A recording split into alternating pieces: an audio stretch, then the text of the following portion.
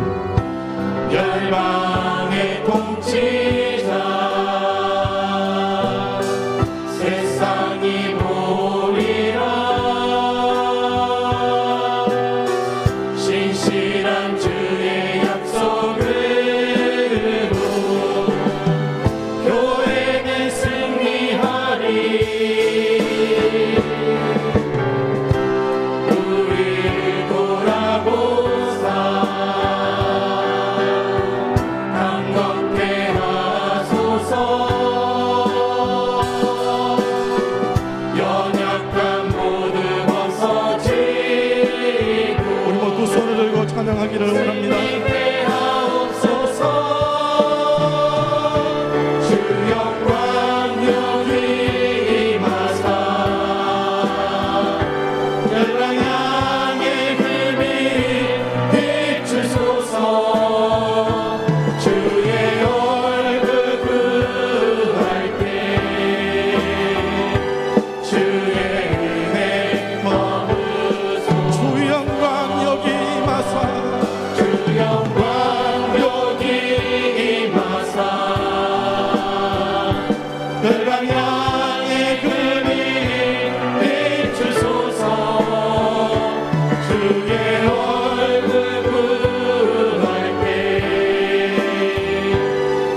다시 한번 고백합니다. 주 영광 여기 임하사,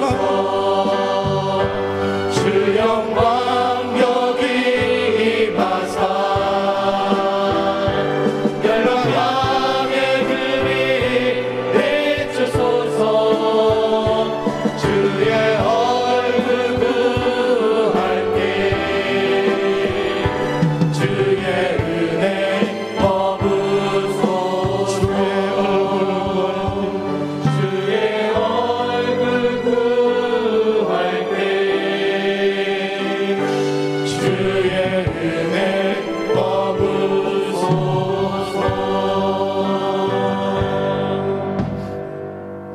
모두 자리에서 일어나시겠습니다.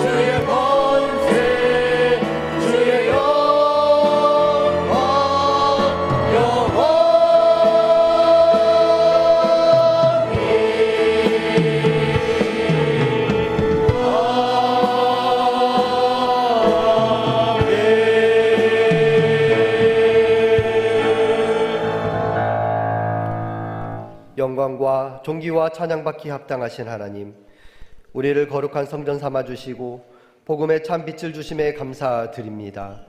오늘 예배 가운데 영광 받아주시고 생명력 있는 말씀을 통하여 주님의 능력과 은혜를 베풀어 주시옵소서. 이 시간 우리의 죄와 허물을 주님 앞에 고백합니다. 세상에 살면서 주의 말씀에 불순종한 것만 싸우니 주님의 은혜로 용서해 주시옵소서.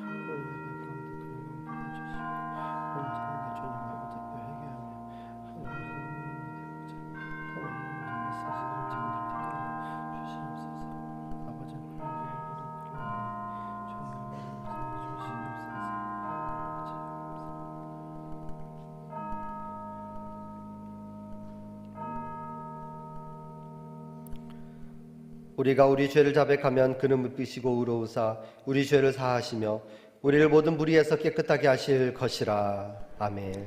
신앙 고백하시겠습니다. 전능하사 천지를 만드신 하나님 아버지를 내가 믿사오며 그 외아들 우리 주 예수 그리스도를 믿사오니 이는 성령으로 잉태하사 동정녀 마리아에게 나시고 본디오 빌라도에게 고난을 받으사 십자가에 못 박혀 죽으시고 장사한 지 사흘 만에 죽은 자 가운데서 다시 살아나시며 하늘에 오르사 전능하신 하나님 우편에 앉아 계시다가 저리로서 산자와 죽은 자를 심판하러 오시리라. 성령을 믿사오며 거룩한 공회와 성도가 서로 교통하는 것과 죄를 사하여 주시는 것과 몸이 다시 사는 것과 영원히 사는 것을 믿사옵나이다. 아멘. 다 같이 찬송가 8장 찬송하시겠습니다.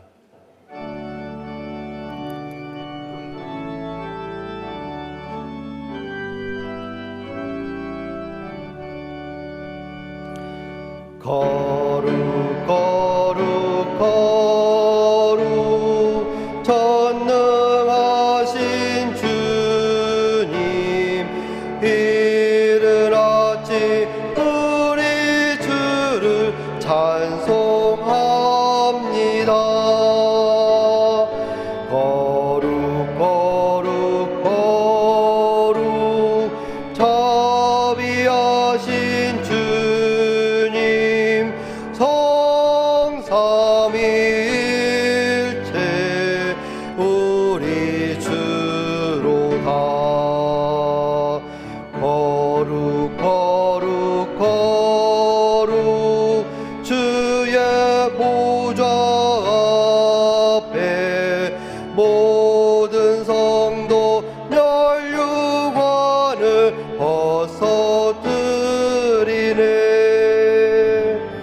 천군 천사 모두 주께 굴복하니 성원이 위에 계신 주로다. 거룩 거룩 거룩 주의 빛난 영광, 모든 죄인 눈 어두워 볼 수 없도다. 거룩하신 이가 주님밖에 없네. 온전히 전능하신 주로다.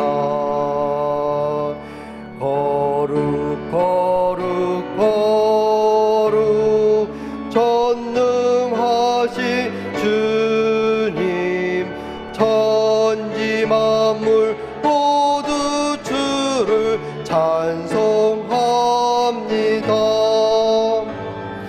거룩 거룩 거룩 전능하신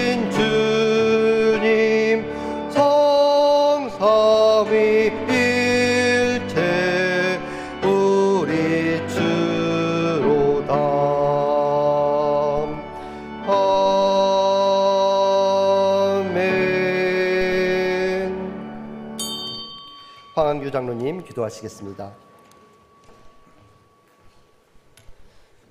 전능하신 하나님 아버지, 은혜와 사랑을 감사합니다. 지난 1회 동안 주님의 크신 사랑과 은총 힘입어 승리하게 하시고 거룩하고 복된 주님의 날 하나님 전에 예배할 수 있도록 인도하심을 감사합니다. 내 눈과 내 마음이 항상 이곳에 있을 것이라 말씀하신 하나님 아버지, 이 시간 참 마음으로 온전한 예배자로 아버지께 나아가기를 원합니다. 영과 진리로 정성을 다하여 하나님을 예배할 때에 우리의 예배를 기쁘게 받으시옵소서. 하늘문을 활짝 열으시고 예배하는 심령마다 크신 은혜를 더하시옵소서. 코로나19로부터 우리 교회를 지켜주심을 감사합니다. 이제 온 성도들이 하나님을 예배하는 소중함을 깨닫고 체험하게 하셨사오니 전능하신 하나님께서 적극 개입하시고 도와주심으로 인하여 코로나19가 속히 종식될 수 있도록 은혜를 베푸시옵소서.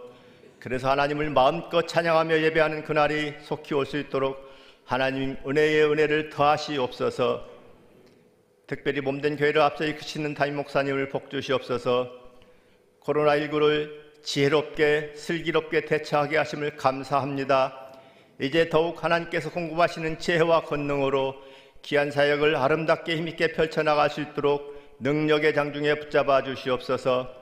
이 시간 선포되어지는 말씀이 우리의 영혼을 깨우고 살리는 생명의 말씀, 권능의 말씀 되게 하시고 저희들 그 말씀을 삼가 듣고 지켜 행함으로 세상에 나가 소금과 빛된 삶을 살게 하옵소서.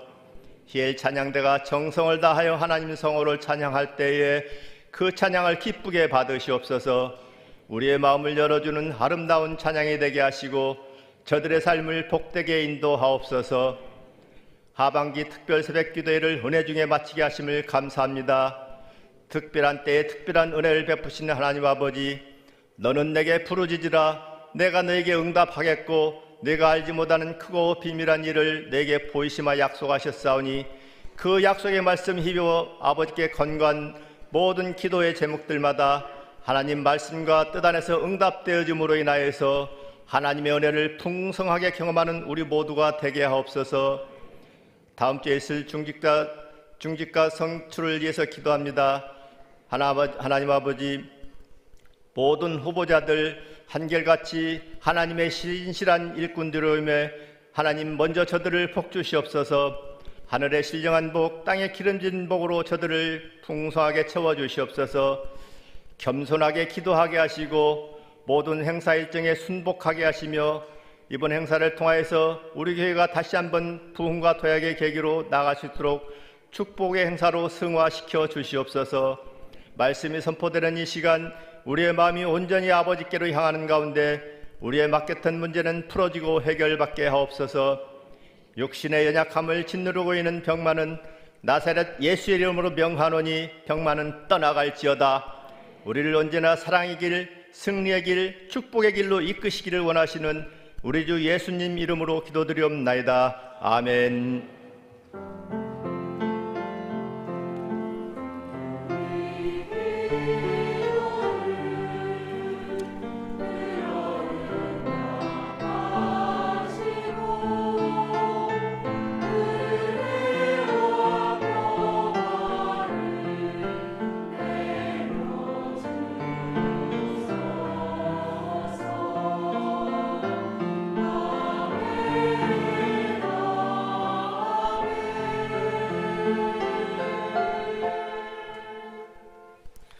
오늘 우리 교회에 새로 등록하신 분이 계십니다. 김윤혜 권사님께서 인도하신 유준수님, 손을 들어 펴주시면 감사하시겠습니다. 네, 저 뒤쪽에 계십니다. 다 함께 박수로 환영하시겠습니다. 감사합니다. 교회 소식입니다. 주보 뒷면을 함께 보시겠습니다. 학습 세례자 교육 및 문답식 일정 안내입니다. 11월 1일 오늘과 8일 주일 오후 1시에 교육이 있으며 교육 장소로 학습은 강의실 B에서 찬양대 연습실로 변경되었으며 입교 세례는 예루살렘 성전에서 교육이 진행됩니다. 문답식은 11월 14일 토요일 오전 10시에 있으니 교육을 받으신 분들은 반드시 참석해 주시기를 바랍니다. 11월 정교인 헌신 예배가 11월 7일 토요일 오전 5시 본당에서 있습니다. 임직자 손출을 위한 공동의회 안내입니다. 11월 8일 주일 1부, 2부, 3부, 4부 예배 시에 있으며 투표 마감 시간은 오후 3시입니다. 투표권자는 본 교회 등록 후 6개월 이상 되는 세례교인이며 성교인 명부, 사전 열람은 본당 로비가 아닌 로뎀나무 카페로 변경되었습니다. 교구별로 비치되어 있으니 확인을 원하시는 분들은 로뎀나무 카페에서 확인하시기를 바랍니다. 임직 후보자 안내 책자는 1인당 한 분씩 투표권자에게 배부되오니 본당 로비에서 가져가 주시기를 바랍니다.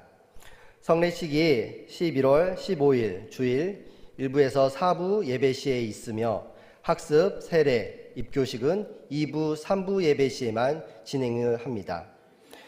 수험생을 위한 기도회 안내입니다. 학부모 기도회가 11월 1일 오늘부터 매주일 한가족 예배 후 백합교회 예배실에서 있으며 기도 제목과 책자를 나누어 드립니다. 대학 수학능력 시험은 12월 3일 목요일에 있으니 많은 기도 바랍니다. 논산중앙 오케스트라 개강이 11월 7일 토요일 오후 2시 30분 비전센터 1층 로비에서 있습니다. 세비 프로젝트로 논산중앙 푸드뱅크와 마켓에서 논산 관내 취약계층 청소년 50명에게 사랑의 식품 꾸러미를 전달하였습니다. 올해 들어 7번째 사랑의 식품 꾸러미 전달이었습니다. 교회 내 CCTV 보강 설치 안내입니다.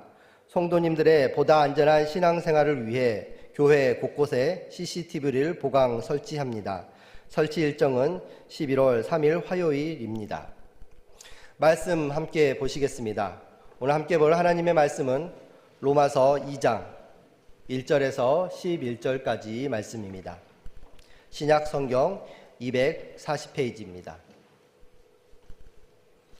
다 찾으신 줄 알고 제가 봉독해 올려드리도록 하겠습니다.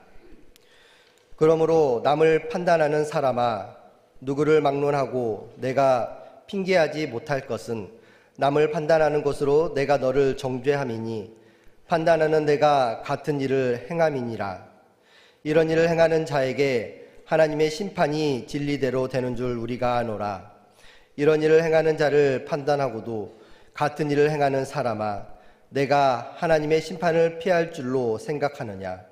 혹 내가 하나님의 인자하심이 너를 인도하여 회개하게 하심을 알지 못하여 그의 인자하심과 용납하심과 길이 참으심이 풍성함을 멸시하느냐? 다만 내 고집과 회개하지 아니한 마음을 따라 진노의 날 곧 하나님의 의로우신 심판이 나타나는 그날에 임할 진노를 내게 쌓는도다. 하나님께서 각 사람에게 그 행한 대로 보응하시되 참고 선을 행하여 영광과 존귀와 썩지 아니함을 구하는 자에게는 영생으로 하시고 오직 당을 지어 진리를 따르지 아니하고 불의를 따르는 자에게는 진노와 분노로 하시리라.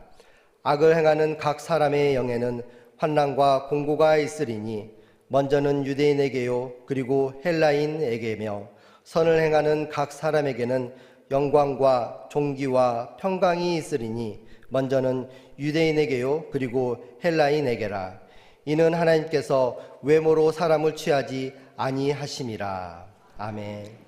이 시간 히엘 찬양대 찬양으로 하나님께 영광 돌리신 후에 담임 목사님 나오셔서 심판으로 들어가는 문 판단이라는 제목으로 말씀 전해 주시겠습니다.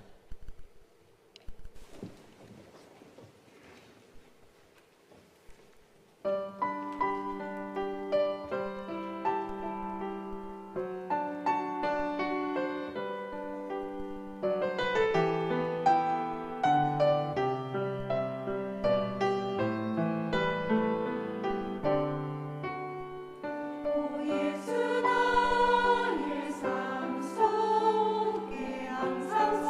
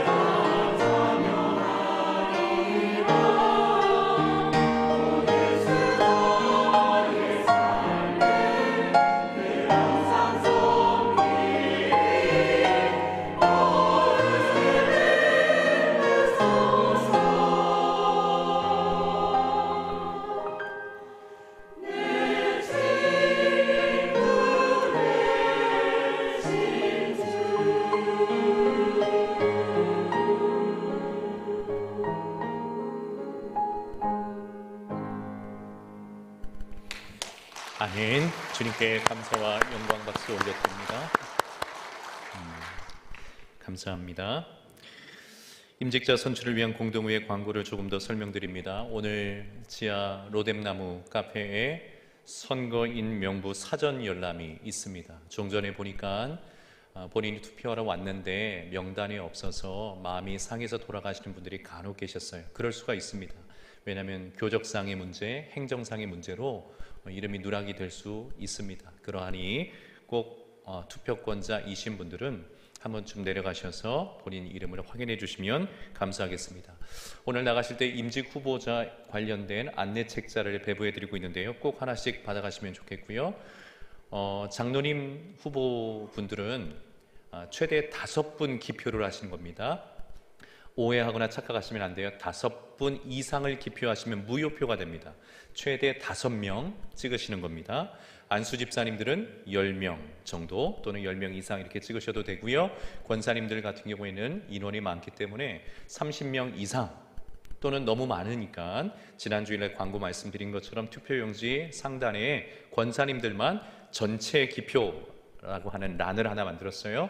거기에만 체크를 하시면 나 이 모든 분들을 교회를 믿고 기표하겠습니다 라는 의사로 저희들이 간주하게 됩니다. 그래서 많은 분들이 선출되었으면 좋겠고요. 이번에는 자격 기준들이 분명했습니다. 그래서 여러분들이 앞으로도 혹 직분에 대한 마음이 계시면 예배 생활, 그리고 헌금 생활, 당연히 봉사 생활 하셔야 되겠죠. 그리고 공동체 생활, 우리 구역이나 교구에서의 활동 또 섬김들이 매우 중요합니다. 전도에도 마찬가지고요. 이 4가지 영역이 기본적으로는 있으셔야지 성도들을 이끌어갈 수 있는 중지자가 될 수 있다. 이런 마음을 가지시고 미리 기도하시고 또 준비하시는 우리 지혜로운 성도님들 되시기를 간절히 부탁드립니다. 여러분, 복음은 누구에게 필요한 것일까요? 복음은 단순한 신학적 어떤 지식이나 정보가 아니라 하나님의 구원의 능력, 변화의 능력인데 이 하나님의 능력, 어떤 사람들에게 이 복음의 능력이 필요한 것일까요? 물론 예수님을 알지 못하는 사람들, 세상 사람들, 소위 말해서 불신자들에게 이 복음이 필요한 줄 믿습니다. 그래야지 예수님을 알게 되고 또 그러므로 믿게 되고 주님을 영접하여서 구원을 받을 수 있기 때문에 그렇습니다. 그러나 복음은 이미 예수님을 믿고 영접했고 또 주님과 함께 동행하여 살아가는 성도라 할지라도 항상 복음이 필요한 줄 믿습니다. 그래야 구원받은 하나님의 백성답게 또 예수님의 제자답게 이 세상을 살아갈 수 있기 때문에 그렇습니다. 이 세상에 더 이상 나는 복음이 필요 없다 이렇게 말할 수 있는 사람은 한 사람도 없습니다. 모든 사람들은 본인이 원하든 원하지 않든 반드시 복음이 필요합니다. 구원을 받기 위해서도 또 온전하게 살기 위해서도 복음이 필요한 것입니다. 자, 그런데 가끔씩 교회를 오래 다니신 분들 중에서 더 이상 복음이 필요 없는 것처럼 생각하시거나 그렇게 살아가시는 분들이 간혹 계셔요. 신앙생활 할 만큼 했으니 내가 알 만큼 알지 또는 많은 봉사도 해왔으니까 복음은 신앙의 초보자들에게나 필요한 것이지 더 이상 나 같은 사람에게는 필요 없다 이렇게 생각하시는 분들이 간혹 있다는 것입니다. 여러분, 큰 오산입니다. 큰 오산이에요. 복음이 필요 없는 사람은 한 사람도 없습니다. 우리 모두에게 복음이 필요합니다. 그것도 항상 지금 필요한 줄 믿습니다. 그러니 여러분, 우리는 날마다 겸손히 복음의 은혜를 구해야 돼요. 복음의 능력을 구해야 할 줄 믿습니다. 바울이 로마서를 통해서 복음을 강력하게 증거하는 이유도 복음만이 우리를 구원하시는 하나님의 능력이며 또 우리를 온전케 하시는 유일한 하나님의 능력이기 때문에 그렇습니다. 바울은 이 복음을 직접 경험했어요. 하나님의 능력으로서의 복음을 경험을 한 사람입니다. 우리가 잘 알고 있죠. 이 복음으로 인해서 바울의 전 인생이 그리고 전 인격이 얼마나 바뀌었는지 우리는 너무나 잘 알고 있습니다. 사랑하는 여러분, 복음은 사회적인 지위 고하를 막론하고 빈부 귀천을 막론하고 모든 사람에게 필요한 것인 줄 믿습니다. 그러므로 사도 바울은 모든 사람에게 복음이 필요하다고 하는 이 사실을 역설하기 위해서 반대로 지금 로마서를 시작하는 거예요. 복음이 없는 사람들, 복음 없이 살아가는 사람들이 어떤 삶을 살 수밖에 없는지, 그 적나라한 실체가 무엇인지를 드러냄으로써 로마서를 시작하고 있는 겁니다. 그래서 로마서 1장은 복음 없이 살아가는 이방인들에 대해서 먼저 기록을 하고 있죠. 우리가 지난 몇 주간 함께 살펴본 것처럼 이방인들은 온 만물에 하나님을 알만한 것들이 가득함에도 불구하고 하나님을 모른 척하고, 그리고 그들 마음속에 있어야 될 그 하나님의 자리를 의도적으로 밀어내고 자신의 욕심을 채워줄 우상으로 바꾸어서 그렇게 살아간다 말씀을 나누었습니다.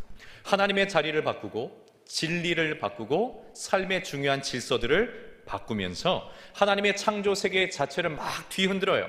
그리고 그 균열과 혼란 속에서 자신이 세상의 주인 노릇하고자, 자신이 마치 세상의 왕인 것처럼 그렇게 살고자 한다는 것입니다.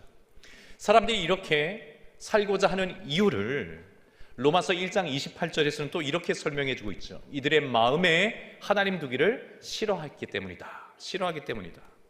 그리고 하나님께서도 그들의 그 상실한 마음대로 내버려 두심으로써 하나님의 진노를 드러내셨다라고 성경은 기록합니다. 여러분, 이렇게 내버려 두는 것이 하나님의 진노가 되는 이유를 로마서 1장 28절에서 32절까지 말씀하고 계신데, 상실한 마음대로 버려진 이들은 끊임없이 자기 욕심을 따라 살 수밖에 없겠죠. 그로 인해서 이들의 삶은 무엇으로 채워지게 되는가? 29절부터 기록되어 있는 것처럼 불의, 추악, 탐욕, 악의, 시기, 살인, 분쟁, 사기, 악독, 수근수근거림, 비방, 하나님께서 미워하시는 자, 이거는 달리 번역하면 하나님을 미워하는 자로 번역할 수가 있습니다. 하나님을 능욕하는 자, 교만, 자랑, 악을 도모하고 부모를 거역하며 우매하고 배약하며 무정하고 무자비한 삶을 사는 것이다. 여러분, 죄로 타락한 인간을 하나님께서 내버려 두시면 필연코 이렇게 살 수밖에 없다는 거예요. 하나님께서 간섭하지 않으시면, 은혜를 베풀지 않으시면 이렇게 살 수밖에 없다는 겁니다. 언젠가 깨어진 거울에 대한 비유를 말씀드린 적이 있습니다. 한번 깨어져서 조각이 나버린 거울은 아무리 들여다보아도 온전한 나의 모습을 볼 수가 없지요. 깨지고 조각난 나의 모습을 볼 뿐입니다. 하나님을 밀어내고 죄로 깨어진 사람들 마찬가지예요. 무엇인가를 잘 해보려고 시도를 해도 영적인 관점에서 본다면 결국 깨어지고 조각난 일들의 반복과 연속으로 그들의 인생이 귀결될 수밖에 없다는 겁니다.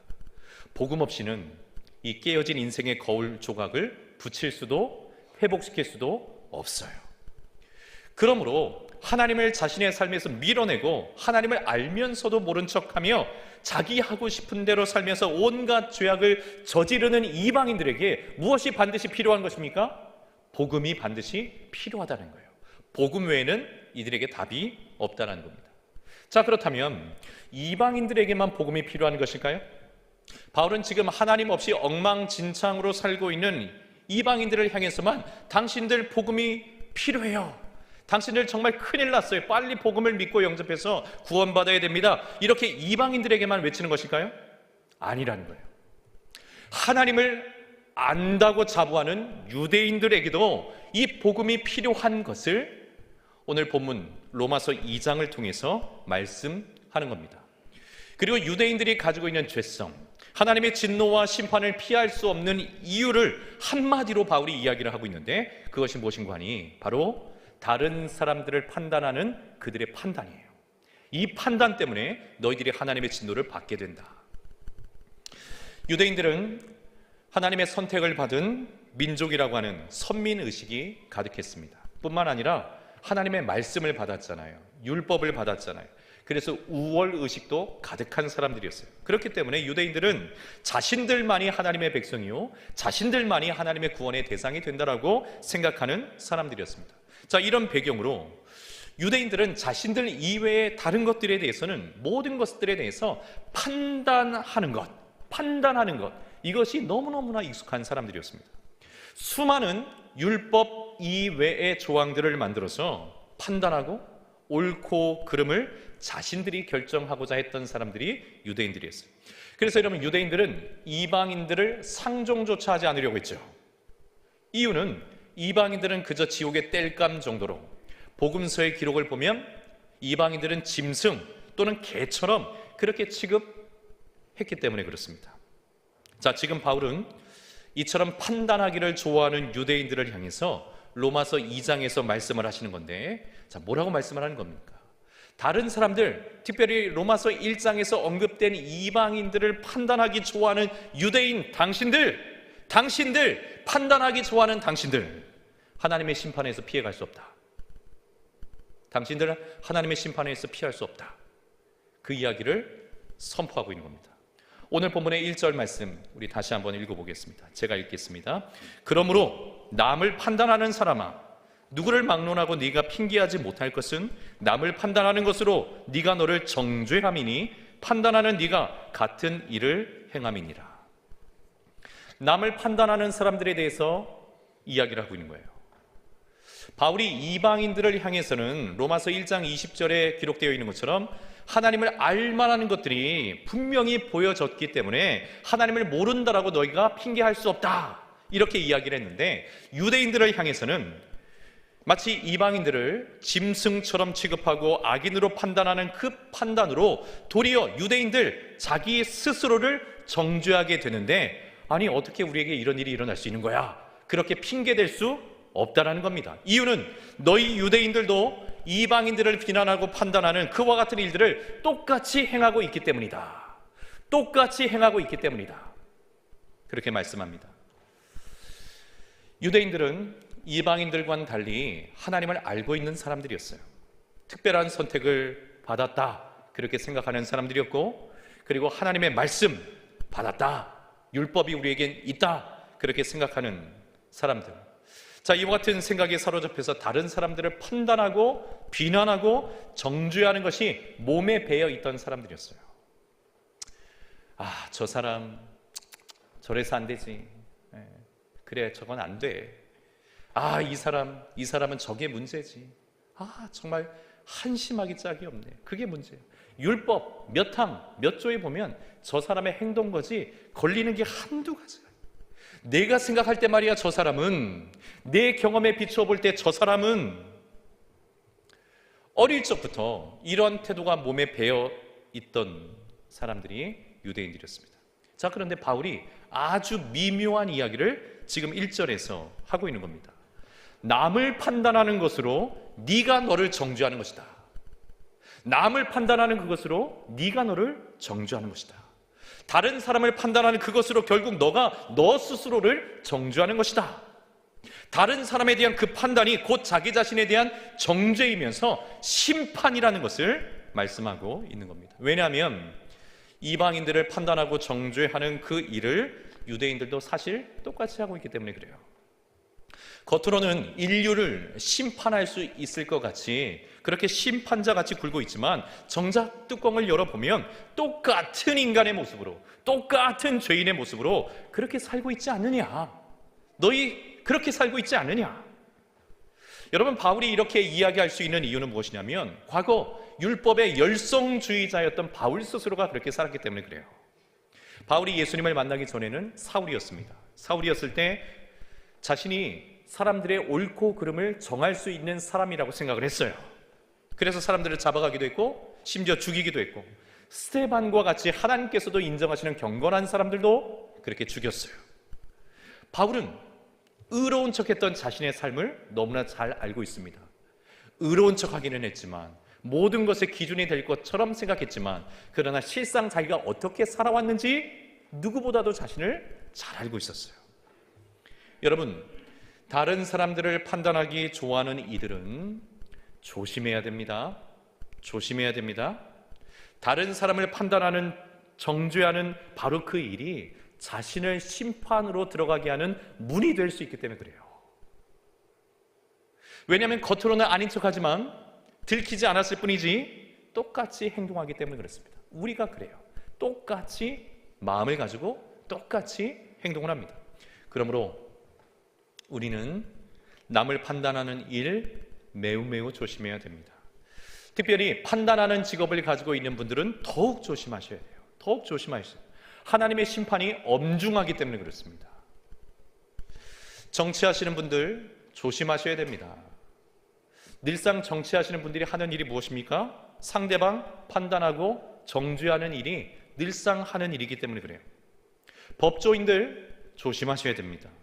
법의 판결을 내리기 때문에 자신이 의인이라고 생각할 수 있는 그 착각, 자신은 우월한 사람이고 가장 궁극적으로 옳다라고 생각하는 그 생각의 덫에 걸릴 가능성이 매우 높기 때문에 그렇습니다.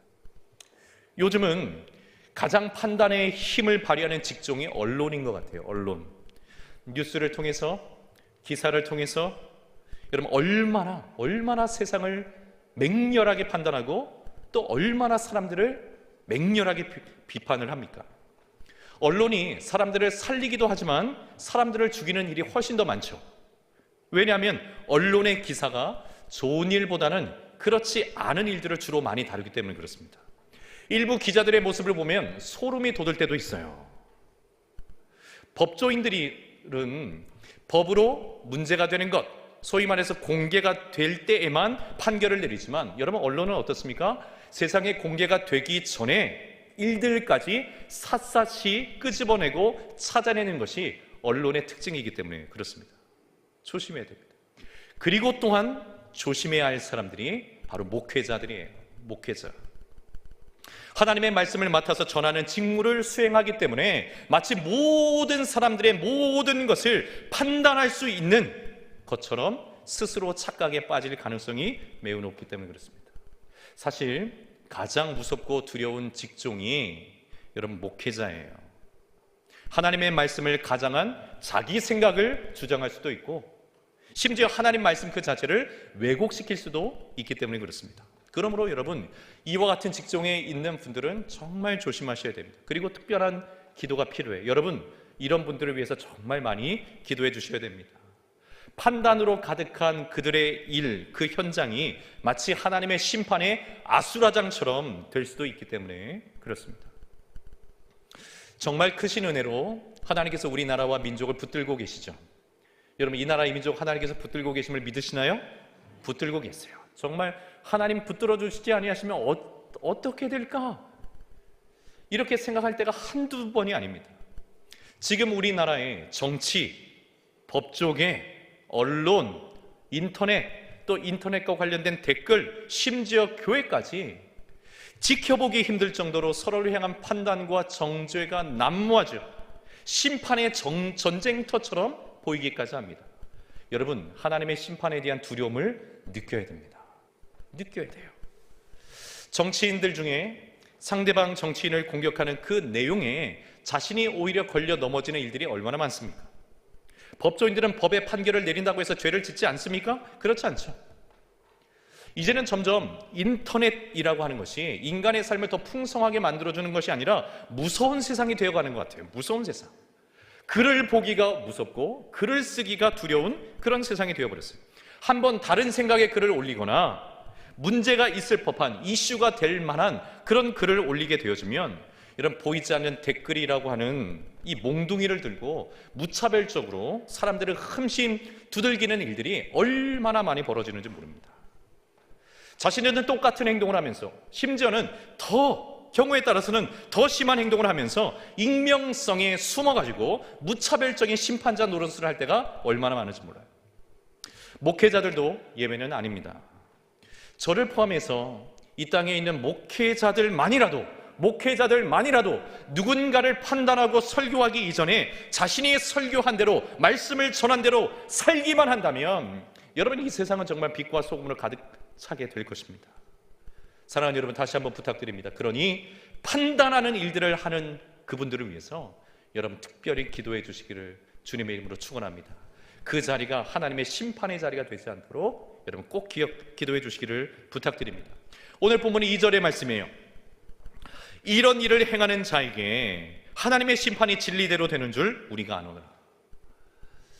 사람들을 판단하지만 똑같이 행동하는 이들에게 하나님의 심판이 진리대로, 그러니까 반드시 임한다는 거예요. 반드시 심판이 임한다는 겁니다. 3절은 한 번 더 강조합니다. 이런 일을 행하는 자를 판단하고도 같은 일을 행하는 사람아, 네가 하나님의 심판을 피할 줄로 생각하느냐? 피할 수 없다라는 거예요. 하나님의 심판, 하나님의 진노의 1순위이라는 것입니다. 여러분 다른 사람을 쉽게 판단하고 그의 옳고 그름을 규정하여 비난하는 것, 그러면서도 결국 자기도 똑같이 행동하는 사람들, 여러분 이들이 왜 하나님의 심판, 하나님의 진노의 1순위가 되는가? 그 이유는요, 다른 사람을 판단하고자 하는 이 본성이야말로 사실은 가장 깊은 우리 인간의 죄의 뿌리이기 때문에 그렇습니다. 우리는 살인, 강도, 사기, 불륜, 이와 같은 일들 저지른 사람들만, 야, 저 사람들 진짜 몹쓸 사람들이구만, 정말 죽어 마땅한 사람들이구만, 이렇게 생각하지만 사실 우리 인간의 죄의 근본적 뿌리는 자기 마음대로 옳고 그른 것을 판단하려고 하는 것에 있다라는 거예요. 죄가 들어온 아담과 하와가 가장 먼저 보인 행동이 무엇이었습니까? 하나님처럼 판단하려고 하는 것이었어요. 옳고 그름에 대해서 하나님께서 이미 말씀해 주셨음에도 불구하고 스스로가 판단하려고 했고, 그 욕망을 이기지 못한 채 선과 악을 알게 하는 나무의 열매를 먹게 된 거죠. 하나님의 심판, 하나님의 진노가 판단하는 이들에게 있습니다. 이들이 하나님의 심판의 대상이 되는 또 다른 이유를 오늘 본문 4절에서 또 설명을 하고 있는데요. 자, 4절 말씀 제가 한 번 더 읽어봅니다. 혹 내가 하나님의 인자하심이 너를 인도하여 회개하게 하심을 알지 못하여 그의 인자하심과 용납하심과 길이 참으심이 풍성함을 멸시하느냐. 지금 유대인들이 빠진 심각한 오류는 무엇이냐면 자신들이 잘나서 선택을 받은 줄 알고 있는 겁니다. 자신들이 잘나서 그래도 이 정도 되니까, 나 정도 되니까 하나님의 선택을 받은 것이다, 이렇게 생각하는 거예요. 그런데 여러분, 이들이 잘나서 하나님의 선택을 받은 것이 아니라 하나님의 인자하심으로 이들이 회개에 이르게 하시기 위해서 이들을 선택하셨고, 그 까닭에 하나님께서 인자하심을 베풀어 주신 것이라 성경은 기록을 하고 있죠. 자, 그런데 유대인들은 착각에 빠져 있어요. 내가 어느 정도 되니까, 우리 조상이 어느 정도 되니까 내가 이렇게 선택받은 백성이 되었으니 하나님의 그 인자하심이라고 하는 것은 무한하셔서 나에게 항상 인자하심을 베푸시지. 그러니 내가 무슨 짓을 저질러도, 어떤 행동을 해도 하나님 나를 지키시고 보호하신다, 특별 대우해 주실 것이라 그렇게 생각을 하고 있는 겁니다. 말 그대로 선민의식, 우월의식, 이것이 강하게 있는 거예요. 자, 그런 유대인들의 생각과 태도를 향해서 바울이 뭐라고 이야기를 하는 겁니까? 너희들이 그렇게 생각하는 한 너희들이 하나님의 그 인자하심과 오래 참으심, 용납하심, 이것을 멸시하는 것이다, 이렇게 이야기를 합니다. 교회를 다닌다고, 성도로 등록을 했다고, 직분을 받았으니까 저절로 하나님의 인자하심이 발동되는 것이 아니라는 거예요. 여러분, 우리가 잘나서 성도가 된 것이 아니기 때문에 그렇습니다. 우리가 정말 특별해서 뭔가 흠모할 만한 것이 있어서, 뭔가 대단하게 자랑할 만한 것이 있어서 우리가 결코 하나님의 자녀가 된 것이 아니에요. 여러분, 진실로 우리가 하나님의 은혜로 구원을 받았다면 우리가 잘난 것이 많아서가 아니라, 흠모할 만한 것이 많아서가 아니라 도리어 다른 이들보다 더 연약하기 때문인지 모릅니다. 다른 이들보다 더 죄성이 강한 자들이기 때문인지도 모릅니다. 제가 목회자가 된 것, 저에게 지혜가 있어서, 저에게 지식이 있어서, 어떤 은사가 있어서, 남다른 재능이 있어서 이기보다는 하나님의 은혜마저 없었다면, 하나님의 말씀을 맡은 인생으로라도 살지 않았다면 더 흉악한 죄인일 수도 있기 때문에 하나님께서 구원의 은혜를 베푸신 것일 수 있다라는 거예요. 사랑하는 여러분, 우리가 구원받은 것은 결코 우리가 잘나서가 아닙니다. 그런데도 우쭐대고 자만해서 다른 사람들을 향해 이렇다 저렇다 마치 심판자처럼 말하며 이야기할 때, 여러분, 그것은 우리를 향하신 하나님의 그 인자하심과 오래 참으심과 그 길이 용납하신 그 하나님의 그 은혜를 멸시하는 것이라. 그것이 곧 하나님의 진노와 심판에 이르게 하는 문이 된다 말씀하는 겁니다. 6절부터 하나님의 심판의 원리를 명확하게 설명하고 계세요. 하나님의 심판의 원리, 이방인이기 때문에 하나님께서 심판하시고 유대인이기 때문에 심판에서 제외하시는 것이 아니라 6절에 기록된 말씀처럼 하나님께서는 각 사람에게 그 행한 대로 보응하시는 하나님이신 줄 믿습니다. 행한 대로 보응하시는 분이세요. 7절의 말씀, 참고 선을 행하는 이들에게는 영생으로 보응하시고, 8절 말씀처럼 불의를 따르는 자들에게는 진노와 분노로 보응하십니다. 9절 말씀, 악을 행하는 각 사람의 영에는 환난과 공고가 있게 되는데 먼저는 유대인에게요, 그리고 헬라인에게라. 차별이 없다는 거예요. 모든 사람들에게 적용이 된다는 거예요. 10절의 말씀, 선을 행하는 이들도 마찬가지죠. 먼저는 유대인에게요, 또한 헬라인에게라. 이유는 무엇입니까? 11절에 기록되어 있는 것처럼 하나님께서는 외모로 사람을 취하지 않기 때문에 그렇습니다. 우리의 겉으로 드러나고 있는 신분, 겉으로 드러나고 있는 어떤 모양, 그것으로 하나님께서 판단하지 않으시고 그 중심을 보신다는 거예요. 그 중심을 보시고 그 중심에 이끌려서 행한 대로 하나님께서 보응을 하신다는 겁니다. 여러분, 하나님의 심판의 원리는 명확해요. 차별이 없으십니다. 목회자라고 해서 덜 심판하시고 평신도라고 해서 이제 신앙생활 시작했다고 해서 더 심판하시고 이런 것 없으시다는 거예요. 각 사람이 행한 대로 보응을 받는 겁니다. 성도라 할지라도 불법 주차했으면 당연히 과태료 스티커를 발부받는 것이죠. 보응을 받는 거죠. 그와 같이 하나님께서도 그가 행한 대로 보응을 하시는 겁니다. 그것이 원칙이에요. 분명한 원칙입니다. 저절로 면제되는 것 없어요. 자, 그런데 우리가 여기서 고민하게 되는 것은 우리가 살아가면서 사람들을 판단하지 않을 수가 없다라는 점이 있어요. 판단을 안 할 수가 없어요. 그렇게 살 수가 없어요. 하다못해 이제 다음 주일이면 임직자 선출을 위한 공동의회가 있어서 후보자들에 대한 나름의 판단을 우리는 할 수밖에 없어요. 판단하지 않고 사람을 세울 수 없고 판단하지 않고 누군가에게 일을 맡길 수 없기 때문에 그렇습니다. 자, 그렇다면 어떻게 하라는 말입니까? 판단하면 그것이 심판의 문이 되어서 거기로 들어가는 일이 될 것이다, 그렇게 말씀하시고 또 판단하지 않을 수 없고, 여러분 어떻게 하라는 것입니까? 그 답을 이미 예수님께서 말씀해 주셨어요. 누가복음 6장 42절 말씀입니다. 누가복음 6장 42절 말씀 우리 같이 한번 읽어볼까요? 시작. 너는 내 눈 속에 있는 들보를 보지 못하면서 어찌하여 형제에게 말하기를 형제여 나로 내 눈 속에 있는 티를 빼게 하라 할 수 있느냐? 외식하는 자여 먼저 내 눈 속에서 들보를 빼라. 그 후에야 네가 밝히 보고 형제의 눈 속에 있는 티를 빼리라. 아멘. 여러분, 우리는 분명히 형제 자매들의 그 눈 속에 있는 티끌을 판단해 줄 수 있어야 됩니다. 그리고 그 티를 가능하다면 빼줄 수 있어야 됩니다. 그러나 더 중요한 사실은 그 전에 나를 먼저 살펴보는 것이 반드시 필요합니다.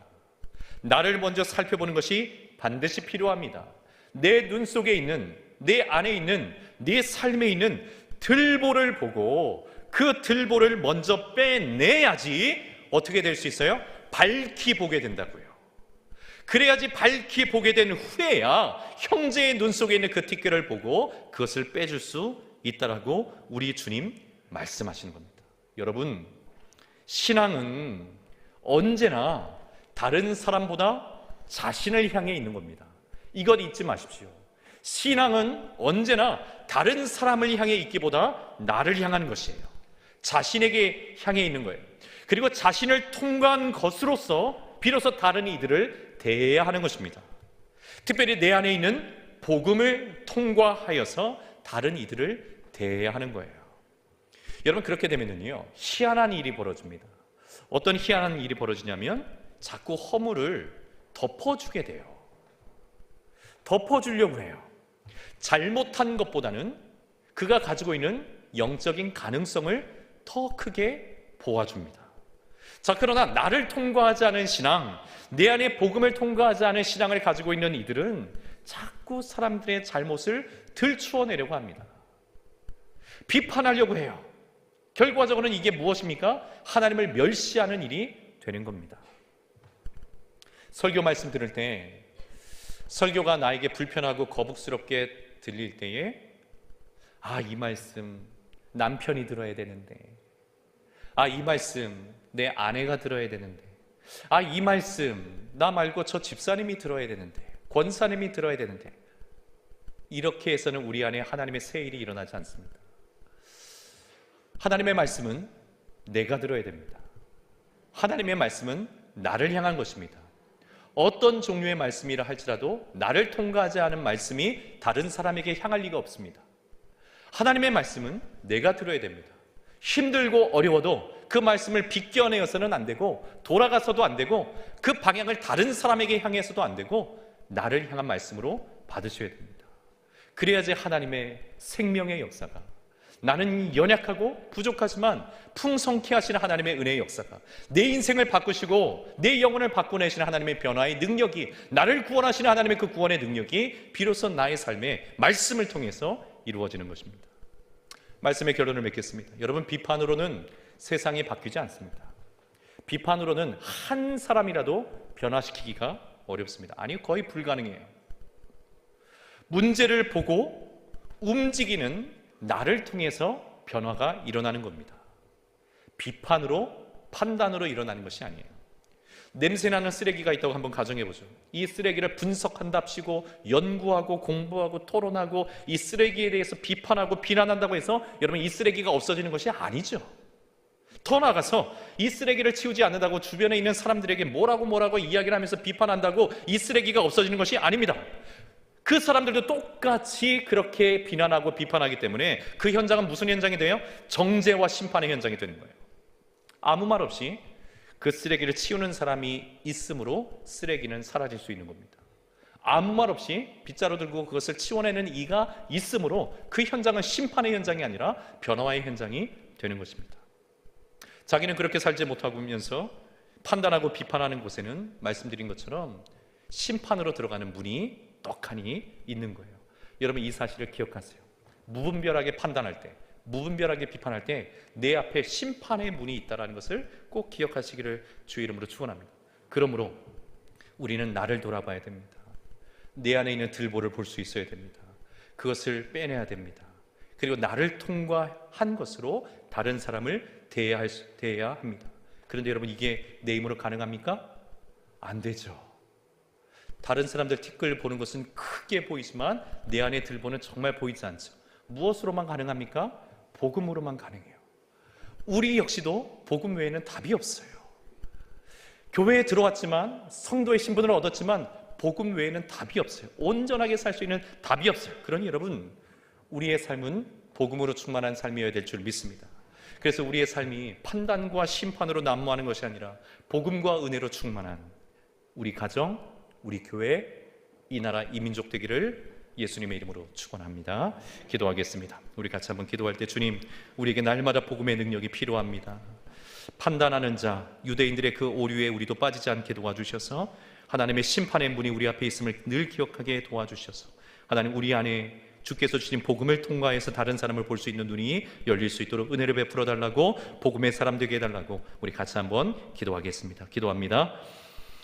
사랑의 하나님 아버지, 감사합니다. 오늘 거룩한 주일 주님 앞에 나왔습니다. 또 주의 말씀 앞에 우리를 세워주시니 감사합니다. 복음 앞에 우리를 세워주시니 감사합니다. 유대인들이 하나님을 아는 자들이었지만 오히려 그것에 착각에 빠져서 하나님 아버지, 자신들이 가지고 있는 것으로 모든 사람들을 판단할 수 있느냐, 그렇게 살아왔던 것을 하나님 보게 되었습니다. 그러나 그것이 오히려 하나님의 심판으로 들어가는 문이라는 사실을 우리는 또한 배웁니다. 하나님 아버지, 심판과 또 하나님 아버지 판단에 익숙한, 정죄에 익숙한, 비난에 익숙한 우리의 삶이 아니라 복음의 사람 되어서 우리 안에 있는 들보를 먼저 발견하고 빼낸 이후에 하나님 형제 자매들의 그 아픔과 연약함, 그 티끌과 같은 것들을 빼내어 줄 수 있는 우리 모두가 되게 하여 주옵소서. 그래서 사람을 죽이는 인생이 아니라 살리는 인생이 되게 도와주시고 구원의 은혜와 능력을 날마다 경험하는 복음의 사람들 다 될 수 있도록 은혜 베풀어 주시옵소서. 사랑의 하나님 아버지, 너무나 감사합니다. 우리를 또다시 주님 앞에 불러주시고 말씀으로 복음으로 교정하여 주시니 감사합니다. 주의 백성답게 온전히 살기를 원합니다.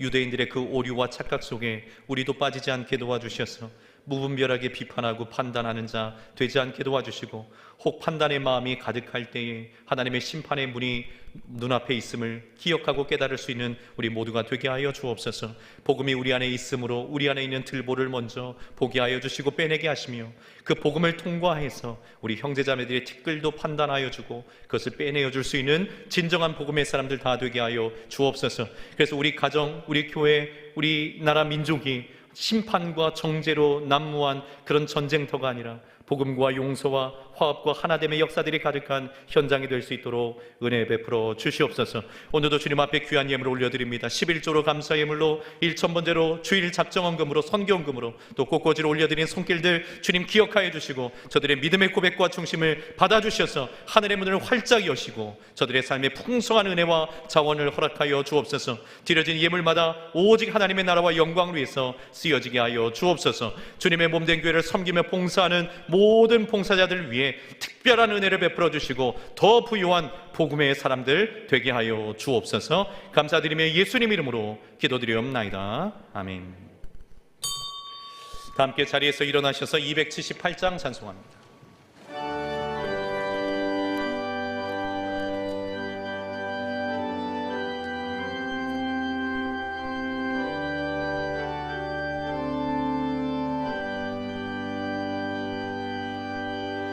여러 해 동안 주 떠나 세상 연락을 즐기고 저 흉악한 죄에 빠져서 주 은혜를 잊었네. 오 사랑의 예수님 내 맘을 고렵니다. 곧 들어와 나와 함께하며 내 생명이 되소서. 죄악에 죽을 인생을 심히 불쌍히 여기사 저 하늘의 영광 버리고 이 세상에 오셨네. 오 사랑의 예수님 내 맘을 고렵니다. 곧 들어와 나와 함께하며 내 생명이 되소서.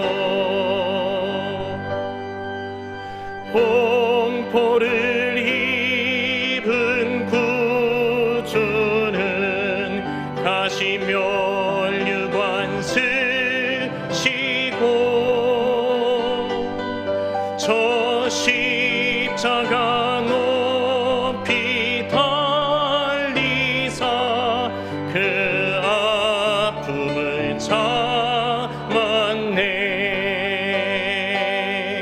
오 사랑의 예수님 내 맘을 고렵니다. 곧 들어와 나와 함께하며 내 생명이 되소서. 미련한 우리 인생은 주의 공로를 모르고 그 쓸쓸한 사막 가운데 늘 헤매고 다녔네. 오 사랑의 예수님 내 맘을 고렵니다. 곧 들어와 나와 함께하며 내 생명이 되소서.